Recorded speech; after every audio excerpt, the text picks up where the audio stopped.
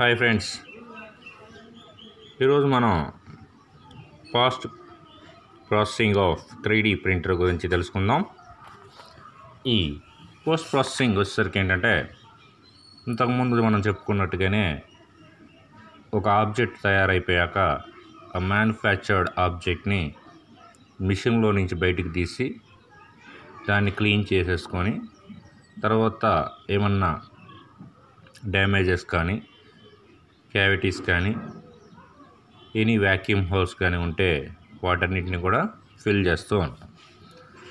ఇక్కడ కూడా same process. అయితే ఎలా ఉంటుందనేది ఇప్పుడు మనం ఒకసారి చూద్దాం. Post processing of 3D printer. Other than the Z402 system itself, there are several components needed for post processing of the part.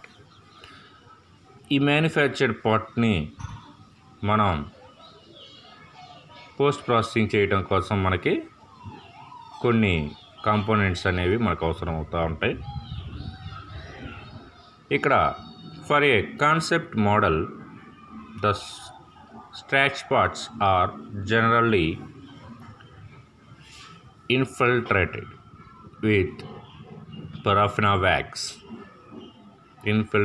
with paraffin wax. ఈ స్ట్రాచ్ పార్ట్స్ అంటే స్ట్రాచ్ పార్ట్స్ మీన్స్ ఏంటంటే, ఇప్పుడు మనం ఆబ్జెక్ట్ అనేది తయారు చేశాక ఎక్కడన్నా నెర్రల్ లాంటి స్ట్రాచెస్ అంటాం చూసారా, అలా అటువంటి పార్ట్స్లోకి మనకి ఈ వ్యాక్స్ ఏదైతే పారాఫిన్ వ్యాక్స్తో మనం అక్కడ వాటిని పూట్ చేస్తాం అన్నమాట, infiltrated. Okay, although more desirable materials are available. అయినప్పటికీ మనకి చాలా డిజైరబుల్ మెటీరియల్స్ అంటే మనకి దీనికి తగ్గట్టు కొన్ని మెటీరియల్స్ ఉన్నాయి. ఫ్రమ్ ప్లాస్టిక్స్ టు సైనియోక్రిలైట్, అంటే ఇక్కడ ప్లాస్టిక్స్ నుంచి కానీ లేదా ప్లాస్టిక్స్ నుండి కానీ లేదంటే నుంచి సైనోక్రిస్టలేట్ వరకు మనకి చాలా మెటీరియల్స్ అనేవి అవైలబుల్లో ఉన్నాయి. ఈ వ్యాక్స్ టైప్ ఆఫ్ మెటీరియల్స్ ఏవి మనకి ఇక్కడ స్ట్రాచ్ పార్ట్స్ ఏవైతే వచ్చినాయో ఈ పార్ట్స్ని పోర్చడం కోసం మనకి మార్కెట్లో చాలా వరకు అవైలబుల్గా ఉన్నవి. Before infiltration starch parts are fragile and must be handled with care. ఈ ఇన్ఫిల్ట్రేటెడ్ చేయకముందు, ఇన్ఫిల్ట్రేటెడ్ మీనింగ్ ఏంటంటే, మనకు ఏదైతే ఆబ్జెక్ట్ నాట్ అన్ఈవెన్ ఆబ్జెక్ట్ ఎక్కడైతే మనకి హోల్స్ లాంటివి, నెర్రల్ లాంటివి, లేదంటే పార్ట్ సరిగ్గా ఫినిష్ అవ్వనివి, ఇలాగా ఉన్న వాటిని ఫినిష్ చేసేదాన్ని ఇన్ఫిల్ట్రేషన్ అంటాం. ఈ ఇన్ఫిల్ట్రేషన్ చేయకముందు ఈ స్ట్రాచ్ పార్ట్స్ ఏవైతే ఉన్నాయో వాటిని మనం చాలా జాగ్రత్తగా చూసుకోవాలన్నమాట. The following are the post processing steps for a part to be infiltrated with wax. ఇక్కడ మనం ఈ ఇన్ఫిల్ట్రేటెడ్ విత్ అంటే వ్యాక్స్ తోటి మనం ఇన్ఫిల్ట్రేట్ ఎలా చేస్తాము అనేవి కొన్ని స్టెప్స్ ప్రకారం మనం ఇక్కడ డిస్కస్ చేయబోతున్నాం. With a total process time of about 15 to 20 minutes. అయితే ఇక్కడ టోటల్గా మనకి పోస్ట్ ప్రాసెసింగ్ వచ్చేసరికి ఏంటంటే 15 నుంచి 20 నిమిషాలు పడుతుంది. Okay, first one powder removals. Object వచ్చేసరికి ఏంటంటే మనకి ఇక్కడ జనరల్గా ఈ ఆబ్జెక్ట్ మనకి మ్యానుఫ్యాక్చర్డ్ ఆబ్జెక్ట్ వచ్చేసరికి ఏంటంటే మనకి పౌడర్ లేయర్స్ తోటే తయారవుతూ ఉంటుంది. ఈ పౌడర్ ఏదైతే ఉందో ఆ పౌడర్ తోటి మనకి తయారవుతుంటుంది కాబట్టి సో ఆటోమేటికల్గా ఏమవుతుందంటే ఆబ్జెక్ట్ పైన సమ్ అమౌంట్ ఆఫ్ పౌడర్ అనేది ఉంటుంది, వాటిని మనం క్లీన్ చేయాలి. అది ఎలా క్లీన్ చేసుకోవాలి అనేది మనం ఇక్కడ చూద్దాం. Point 1 powder removals. After the parts are taken from the machine, machine నుంచి పార్ట్స్ని తీసిన తర్వాత the excess powder must be removed. ఇప్పుడు చెప్పుకున్నట్టుగా మనం ఏదైతే ఎక్సెస్ పౌడర్ ఉంటుందో ఆ పౌడర్ని మనం రిమూవ్ చేసుకోవాలి. With the system comes a small glue box with an airbrush system inside. ఈ సిస్టమ్కి వచ్చేసరికి ఏంటంటే స్మాల్ గ్లూ బాక్స్ ఉంటుందంట. ఆ గ్లూ బాక్స్లో వచ్చేసరికి ఏంటంటే ఎయిర్ బ్రష్ సిస్టమ్ ఇన్సైడ్, అంటే లోపల ఎయిర్ బ్రష్ సిస్టమ్ అనేది ఇన్సర్ట్ అయి ఉంటుంది. The air brush is used to easily and gently blow the powder of the part. ఈ ఎయిర్ బ్రష్ ఏదైతే ఉందో అది మనకి ఈజీగా ఈ యొక్క పౌడర్ని అనేది మనం రిమూవ్ చేయడానికి ఈజీగా ఉంటుంది. And A vacuum cleaner is hooked to the glue box to remove the powder as it is blown from the part. ఇక్కడ వచ్చేసరికి ఏంటంటే వ్యాక్యూమ్ క్లీనర్ కూడా ఉంటుంది. Vacuum cleaner also inside the glue box. ఎందుకంటే ఇది కూడా పౌడర్ని రిమూవ్ చేయటం కోసమే మనం ఉపయోగిస్తాం. ఓకే, టోటల్గా ఈ పౌడర్ రిమూవల్ ప్రాసెస్ అంతా కూడా మనకు వచ్చేసరికి ఏంటంటే 5 minutes టైం పడుతుంది. It will take 5 minutes. Okay, 5 minutesలో మనం ఇక్కడ పౌడర్ రిమూవల్స్ అనేది చేయొచ్చు with help of air brush and vacuum cleaner. And go with heat for infiltration. Infiltration చేయడానికి మనకి హీట్ అనేది చాలా important. Okay, now we go for here.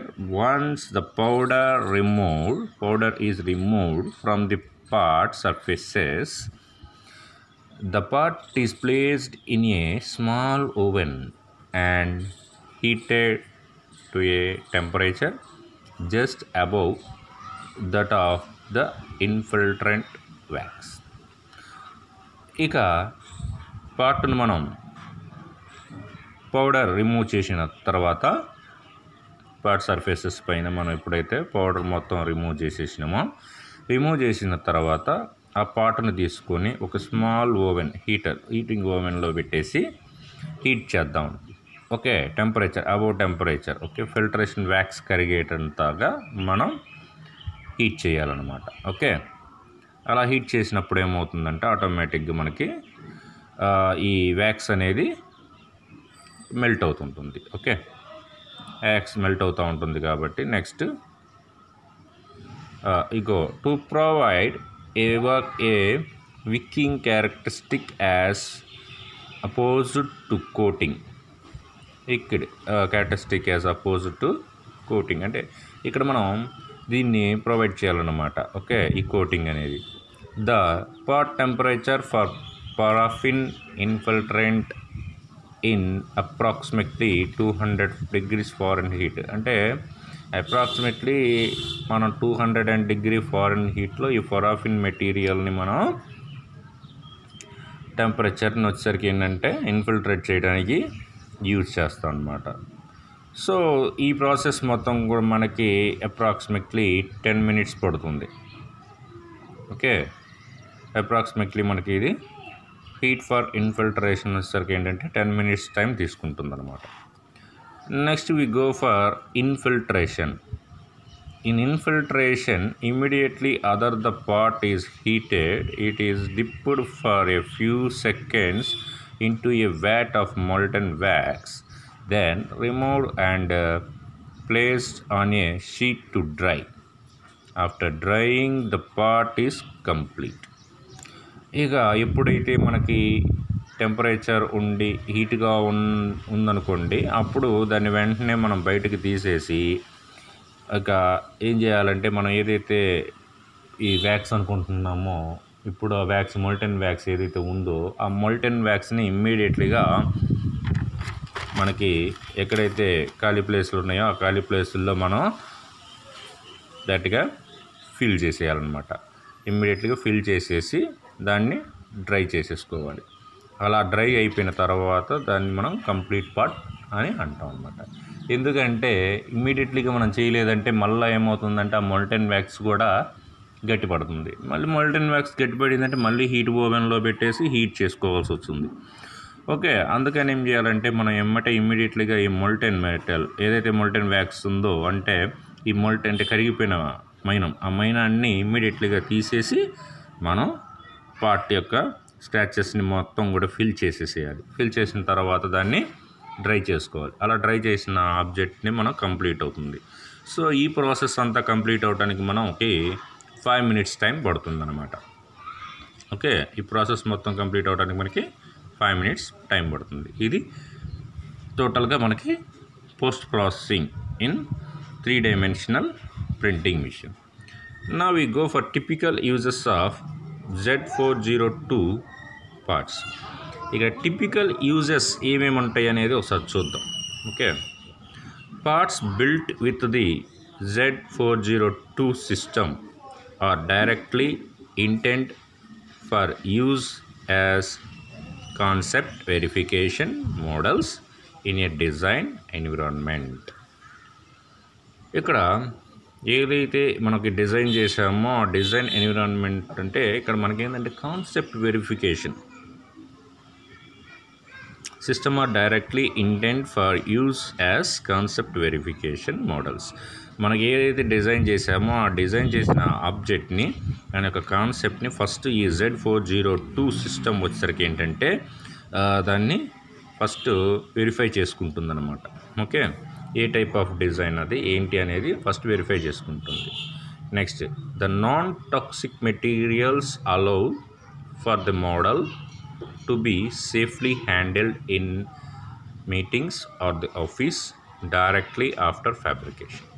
ఎప్పుడైతే ఆ ఫ్యాబ్రికేషన్ తయారైపోయిన పార్ట్ను మనం నాన్ టాక్సిక్ మెటీరియల్స్తో తయారు చేయబడి ఉండటం వల్ల మనకి దీన్ని ఆఫీసెస్కి కానీ లేదంటే మీటింగ్స్కి కానీ ఎక్కడికైనా సరే ఈ మెటీరియల్స్ని మనం డైరెక్ట్గా తీసుకొని వెళ్ళొచ్చు అన్నమాట. Okay, next, another application that is beginning to be explored, not unlike other RP systems, it is use of Z402 parts. ఇంకొక అప్లికేషన్ ఏంటంటే బిగినింగ్ టు బి ఎక్స్ప్లోర్డ్. ఇది బిగినింగ్ టు ది ఎక్స్ప్లోడ్ అవుతుంది. ఎలాగంటే అన్లైక్ అదర్ ఆర్పీ సిస్టమ్స్తో compare చేసుకుంటే ఇది కొంచెం ఎక్స్ప్లోర్డ్గా ఉంటుంది. Okay, it is use of Z402 parts investment or sand casting patterns. ఇవి వచ్చేసరికి ఏంటంటే investment casting or sand casting ప్యాటర్న్స్ని మనం ఇక్కడ తయారు చేసుకోవచ్చు అనమాట. తర్వాత, the stretch based materials burns out of an investment shell readily, therefore providing a quick way to produce metal hardware for testing or analysis. ఇక్కడ వచ్చేసరికి ఏంటంటే ఈ స్ట్రెచ్ బేస్డ్ మెటీరియల్స్ ఏవైతే ఉన్నాయో అవి కాలిపోయిన వాటిని తర్వాత వాటిని investment shell radially, therefore providing a quick way to produce metal hardware for testing or analysis. Testing కానీ అనాలసిస్ కానీ చేయడానికి మనకు వచ్చేసరికి ఏంటంటే ఇది చాలా త్వరగా అవుతుందన్నమాట. Okay, next go for advantages of 3D printing. Here first one, the speed is the most desirable trait of the Z402. ఇక్కడ మెయిన్ థింగ్ ఏంటంటే ఈ Z402 వచ్చేసరికి ఏంటంటే మనకి చాలా స్పీడ్ ఎక్కువగా ఉంటుంది. తర్వాత లెస్ టైం ప్రాసెస్ కంప్లీట్ అవ్వడానికి చాలా తక్కువ టైం తీసుకుంటుంది. Fabricated to high dimensional tolerances.